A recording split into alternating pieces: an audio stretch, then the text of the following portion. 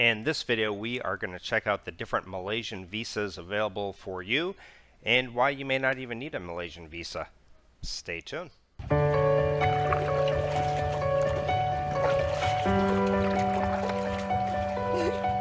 Alright, so Malaysia. Malaysia is kind of a gem in Southeast Asia, and again, it's often overlooked by travelers. It's a multicultural country, and you're going to find efficient transportation, really good cuisine, stunning beaches, numerous islands, pristine underwater world if you're into scuba diving and snorkeling, endless hiking opportunities, and kind of a cosmopolitan vibe in the capital of Kuala Lumpur. So you don't want to miss Malaysia, or at least check it out. And the cool thing about Malaysia is, and I'm not going to mention all of them, but American, Canadian, Australian, UK passport holders can stay visa-free in Malaysia for up to 90 days. Now, if 3 months is not enough in Malaysia, you can usually do a border run over to Thailand or Singapore, spend a night, and re-enter Malaysia. And typically you'll be granted another 90 days. But then again, it also depends on the immigration officer's mood. Just make sure you check your passport and make sure to see how long you've been given to make sure it's the 90 days. But if you're from one of those countries, it would be 90 days. So that's with those countries. There are a lot more countries that offer 90 days in Malaysia as well. I'm not going to go through them. Go ahead and research that. However, there are other ways to stay longer term. So typically I would tell people, if you've never been to Malaysia, come check it out. You got 90 days to figure out whether you would want to live there or not. And if, again, like I said, if that's not enough, do a quick border run to Singapore or Thailand, come back and do another 90 days. Typically you're not going to get more than that. They're going to start to see a pattern. At that point you'd have to start leaving and going someplace for a couple weeks by plane and flying back in, and even that may only last 1 or 2 times. So at that point you'll have to go into long-term visas. So let's go ahead and dive into that and see what is available for you in Malaysia. Another thing I want to mention with the 90 days in Malaysia is you can apply for an extension of stay before your visit pass expires. So at least 5 working days, and you'd want to provide some valid reasons on why you'd like to stay. Most probably you can be given a one-time extension of 60 days.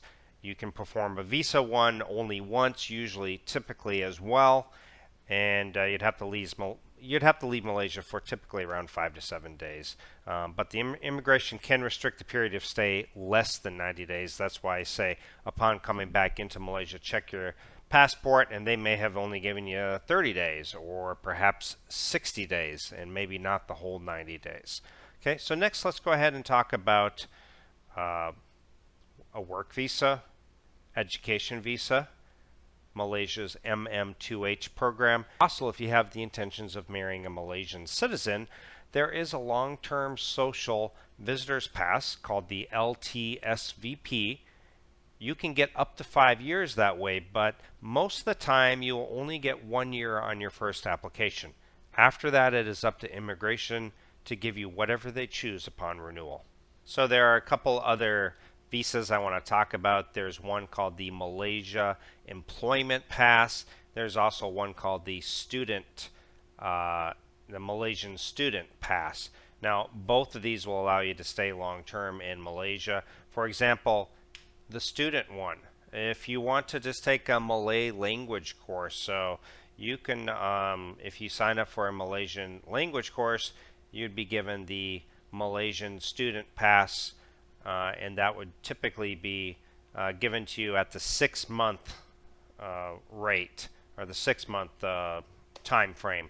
And certain courses in school would give you a year, or possibly the entire time of the course, for like example 4 years.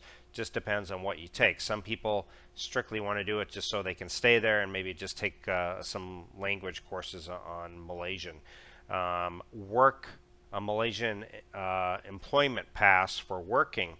Now, you can even bring your family if you have a spouse or children under 21. And So some people who are perhaps living in the Philippines, married to a Filipina, can bring their Filipina over on that. That is if they are working, okay? And working, you can stay up to 5 years depending on the job. It depends on the contract, and your employer would actually apply for the Malaysian employment pass for you. You would just have to be sponsored by them. And then, of course, after that, then you can uh, apply to get your dependents over there as well. Now, also, Malaysia is one country that if you've been in Malaysia nonstop for 5 years, you can apply for residency. And if you're married to a Malaysian, then it's actually after 10 years of being in Malaysia, you can apply for permanent residency. But if you've been working in Malaysia, you can apply for permanent residency after 5 years. Now, the whole process could take a few years. It doesn't just happen like that. So it could take a little while, but these are some different options available for you. There's also the MM2H program. So the MM2H program for applicants age 50 and above, you must have a fixed deposit in a bank account in Malaysia for 150,000 Malaysian ringgit, which is, let me check my calculator here, approximately 35,000. Now, after 1 year, you are able to withdraw 50,000 of that. So 50,000 Malaysian ringgit would be approximately $11,000, $12,000 that you can withdraw. And you have to show a monthly income of around 2,300 US dollars. Now, below 50 years old, then the requirements are a bit higher. I won't get into that right now. But there are a lot of other options that you can do other than the MM2H program. Now, the MM2H program, a lot of people are going to say, hey, that's just simply too much for me. I'm just living on my Social Security and I don't have that much. Well, in that case, Malaysia might just be a place you want to come and vacation. And it's certainly a great country to do that. There may be better options for you. There could be Cambodia, the Philippines, Vietnam, Thailand. But here's the information for you guys. So any questions or comments you guys have, feel free to comment down below and we'll have that discussion. Again, I am not a visa expert. I'm just simply researching this and giving you just some of the basic information. If you guys want more detailed information, I'm certainly able to give you some links to follow up on that. Take care, and I'll see you next time.